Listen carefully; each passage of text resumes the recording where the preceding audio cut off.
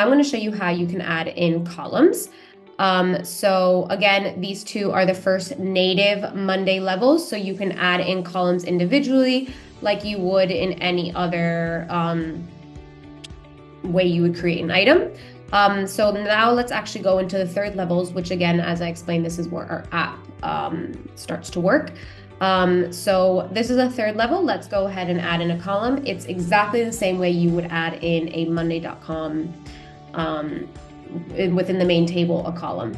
So let's go ahead and select, I want to add in country as a column, and there you go. It's important to note that it will just do a direct copy and paste to everything. So every sub-item that's native to our app, Unlimited Subitems, will be created for all the sub-items.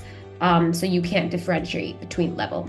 To delete a column, now all you have to do is select the three dotted option, click on that, and then just select delete column. Okay, and there you go. Column has been deleted.